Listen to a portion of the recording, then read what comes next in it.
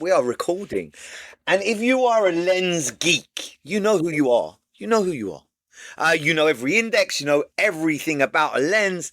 I'm about to introduce you to somebody very, very interesting. Please watch the end. Jason, are you a lens geek? Good morning, Gary. I would pretend to be a lens geek at times for sure. I'm Oh, definitely a lens enthusiast. a lens enthusiast. And what led to this passion? Like, what is it about you got something in your childhood? You was like, you got that engineering mindset. For sure, definitely have an engineering mindset. But my first ever job was in a lab.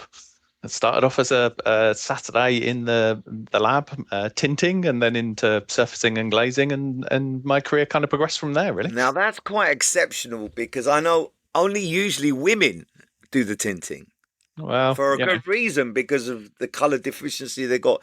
But that's really good. The smell of that tint. Every time I saw that, it just takes me back to a lab.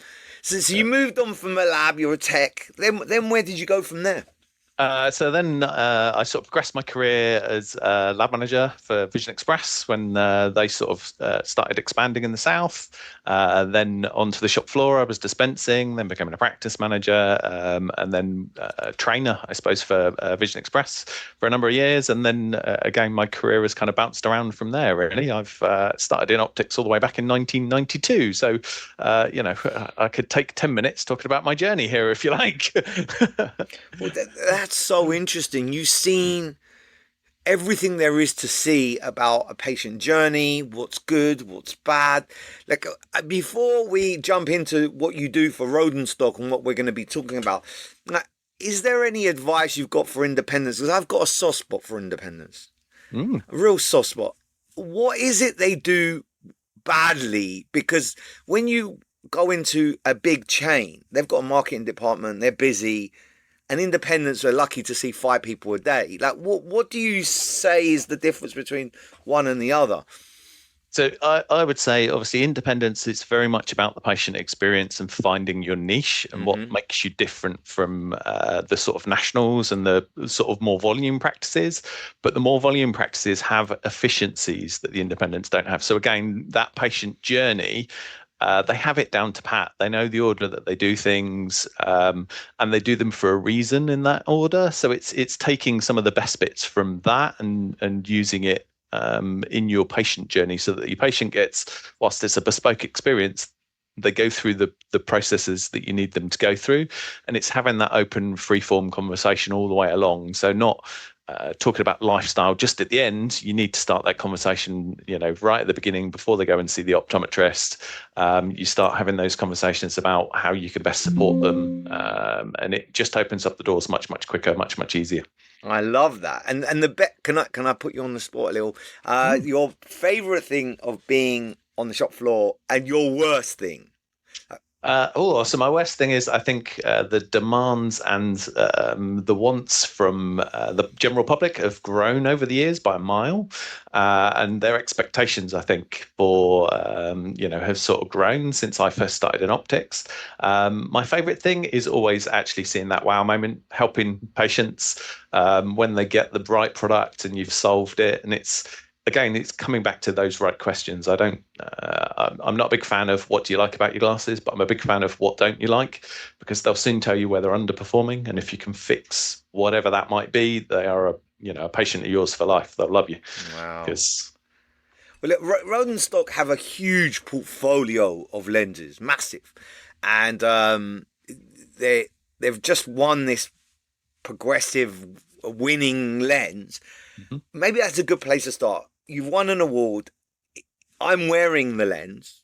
yeah. The visual acuity through this lens is unbelievable because I took the whole journey. Will you tell us a little bit about, for people that don't do Rodenstock?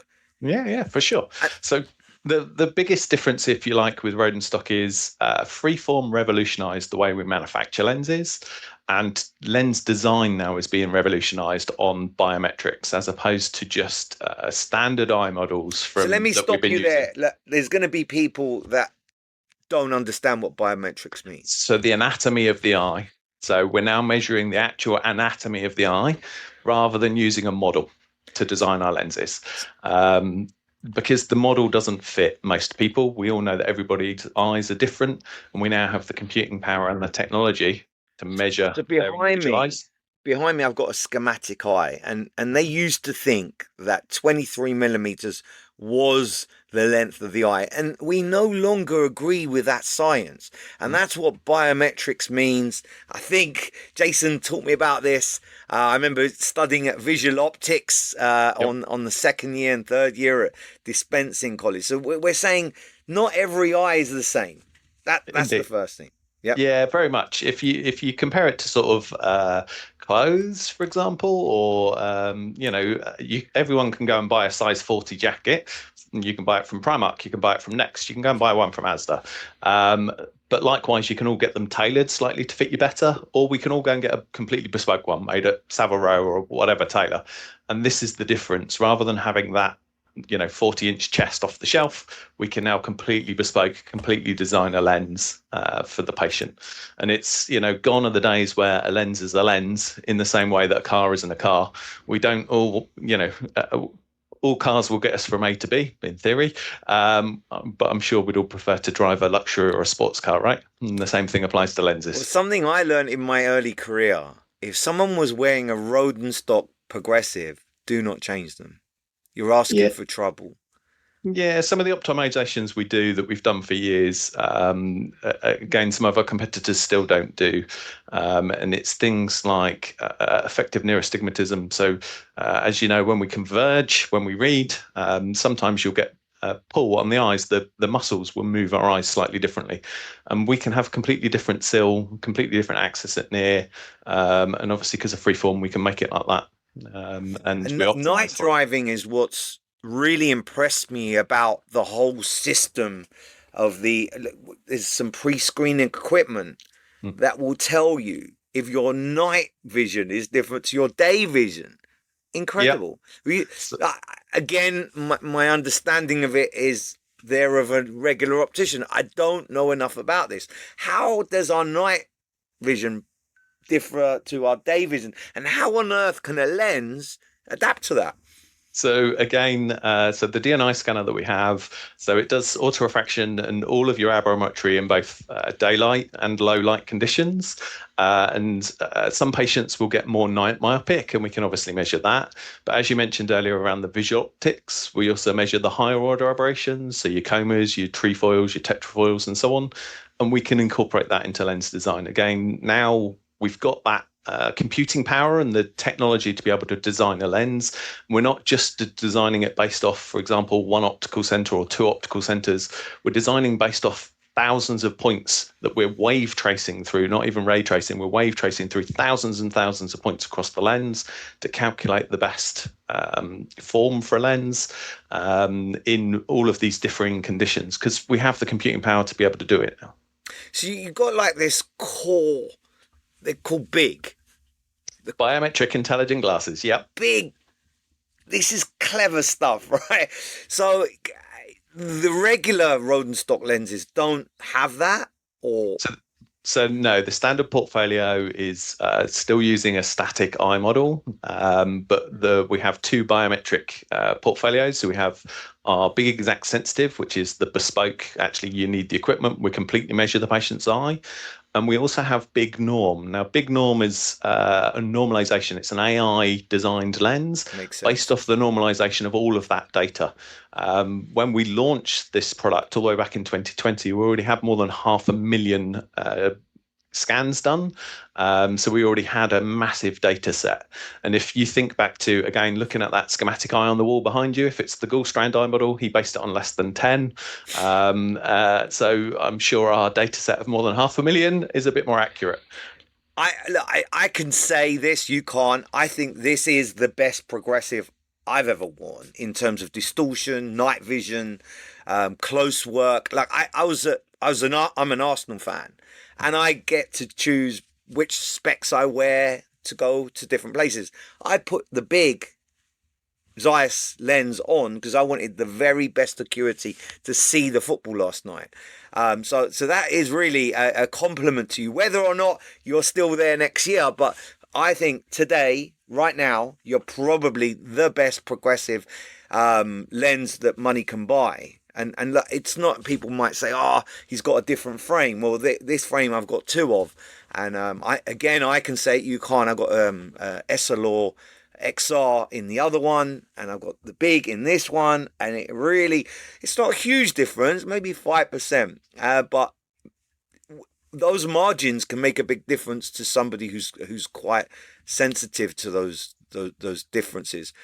Tell us about is there something in optics that is really exciting you right now about any of the any lenses other than Len, big? So lens-wise, I think it's probably liquid technology that's coming. So liquid lenses is something I've definitely got an eye on for the future, because obviously, again, from a production point of view, if we can make liquid lenses for prescriptions, and we've got the AR and the AI technology in frames, it's quite interesting what we might be able to do in the future with them. I, Um, were you in Munich with Opti? I personally wasn't, no, but obviously we were there as a company. I just personally wasn't myself. But yeah, I have seen some of these lenses out there, some of these prototypes. Zeiss had something interesting that you could control your transition from a phone. I thought that's interesting. Electrochromics. Yeah. Wow, that's super cool. So there's a sports brand, I think it's Evil Eye. I believe it might be Evil Eye that actually has a photochromic lens in their sports frame that you can literally touch a button and it changes from light to dark, for obviously for sport. So there's a lot of these technologies and developments coming in the future, and it's quite exciting. Do you think we're at the edge of like it can't get any better? Can we keep improving? Of course, it's if you think about the whole visual system, all the way back in 2000, we removed the assumption about frame fit. We had the first individualized lenses, and it's taken us until sort of now, if you like, or certainly from Rodenstock's point of view, 5 or 6 years ago, where we've removed the assumption of the eye. We're now starting to tackle the brain, which is the next part of the visual system. But we've got AI coming, and AI is changing the way we actually produce, manufacture, and wear optics. So whilst we're tackling all of the human components, it's the frame and the wearing and everything else that's coming as well. Wow. For me, my sons have been part of optics since they were born. Like I put them on the shop floor. They would clean the dummy lenses, do all the jobs. And my son yesterday on the train, he said to me, "Dad, did you give me a cheap coating for this lens?" When all our optical colleagues are watching this, and there are different types of coatings, how do you feel is the best way of describing that? Not just to an engineering mindset, but say somebody who just wants to look better. I go into practice and I say, look, this thing does 8 things. This coating does 8 things. And there's benefits and features. And they don't know. Oh, Yeah. it looks better. Like that's it. It does so much more than that. We Yeah. talked to us a little bit about coatings. The Zeiss coating is very good, and maybe helping our optical colleagues to describe it better to patients. Yeah, so Rodenstock's, as opposed to Zeiss or Essilor or otherwise, Rodenstock's philosophy on all of our products is about getting the best image to the back of the eye, giving the patient the best image.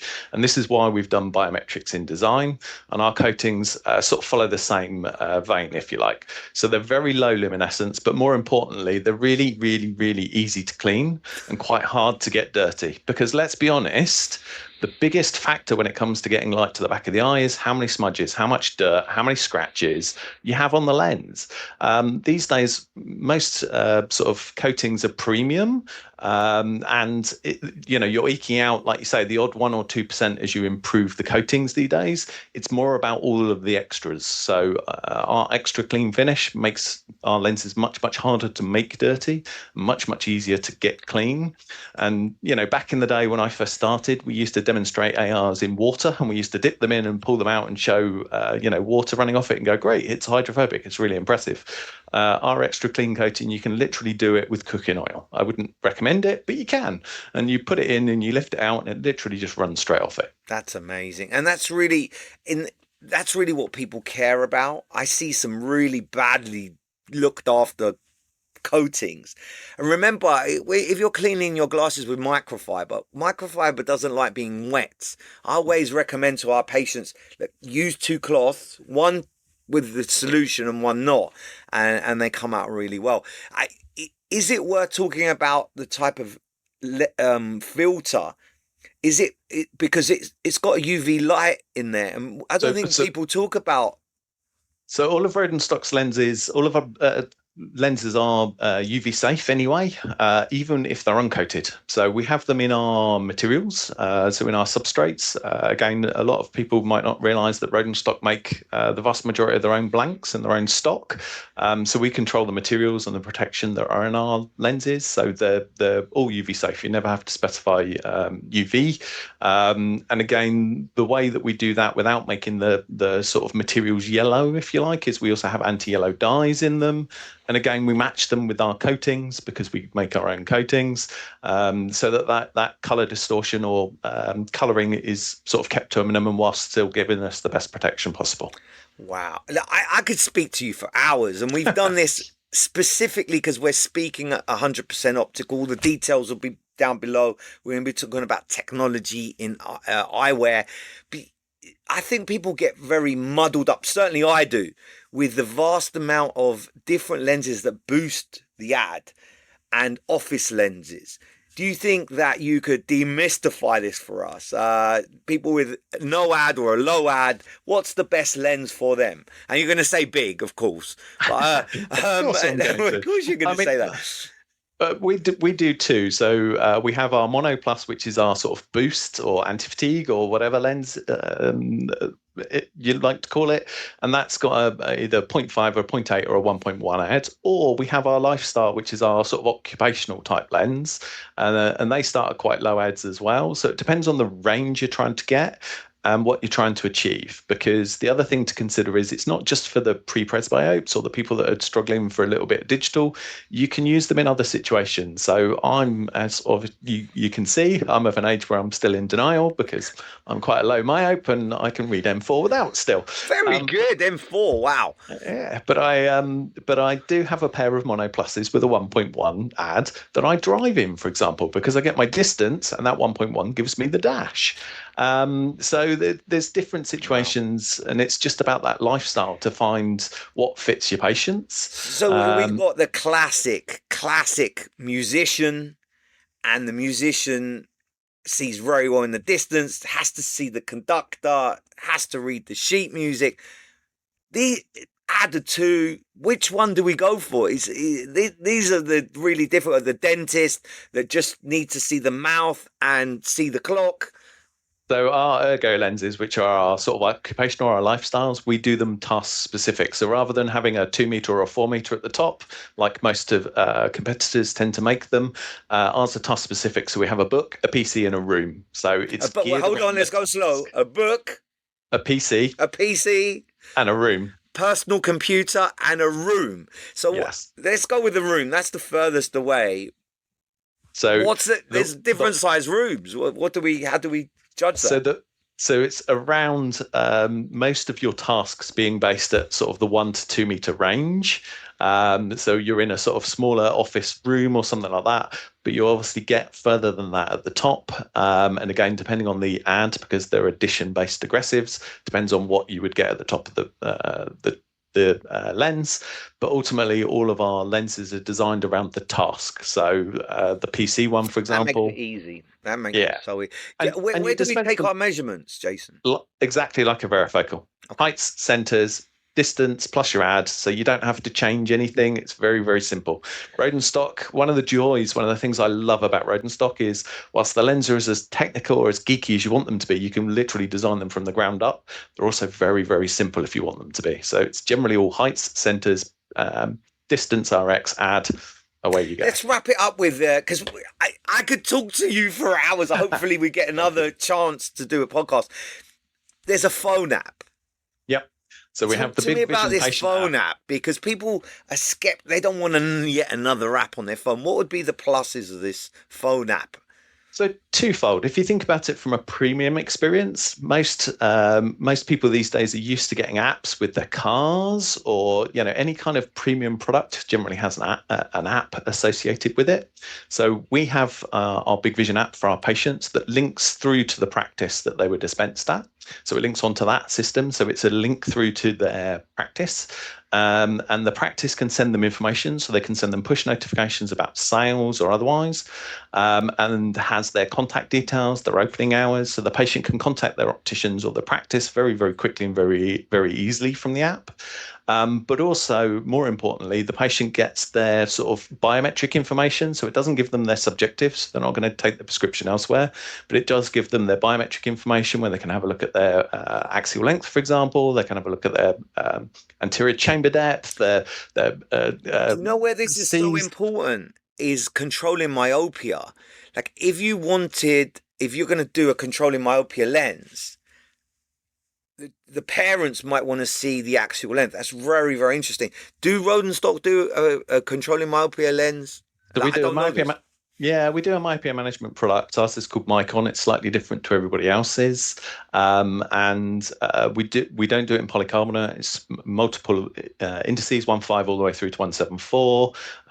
And again, it's been out in the market for a couple of years. Was out in Spain prior to that. So yeah, we've got a product. We also have an individualized version of it. So again, removing that frame fit assumption, and you know, it's something that's always in development. Everyone's pushing myopia at the moment and studies and so on. This has been such a treat for me. I'm so appreciative of your time this No, morning. thank you.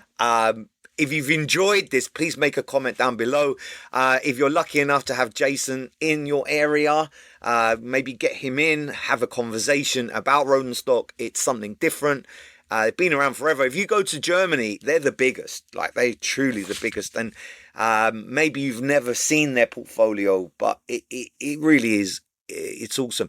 Jason, you get the last word, sir. What tips and advice would you give to somebody working on the shop floor today and finds different lenses difficult to transition others into? Because we all get into the habit of, oh, that's the one I use and that's all I'm going to use. So if on a non-toll, maybe it's worth an opportunity to try something new. What advice would you give?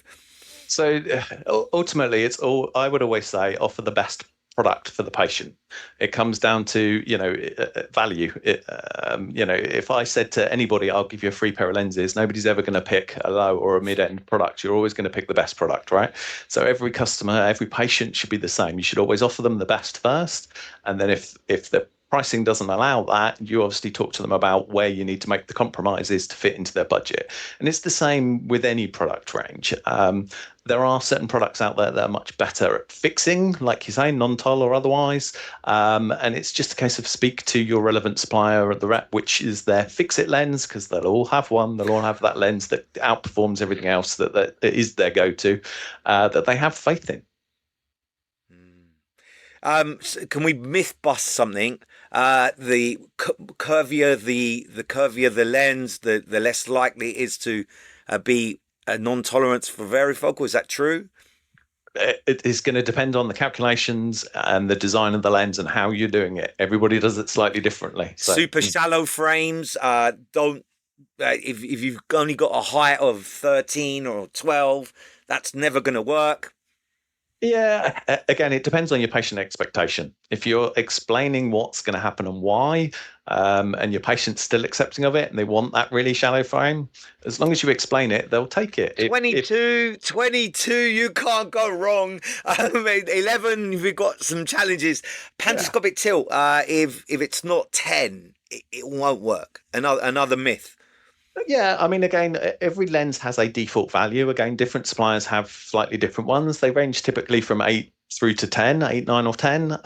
But individualized lenses exist for a reason. If you've got a very flat or a very tilted frame, use an individualized lens. That's what they're there for. It's the same as wraps versus flat.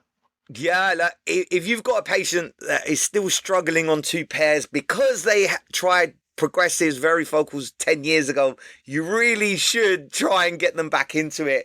All the manufacturers have non-tolerances, but things have advanced. If you think about a television or a phone from 10 years ago, technology's moved on. Jason, you've been so kind with your time.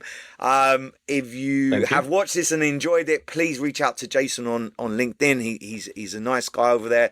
If you see us at 100%, come and geek out with us and we'll talk lenses. I'm there all weekend. Thank you very much for your time. Thanks, Jason. And they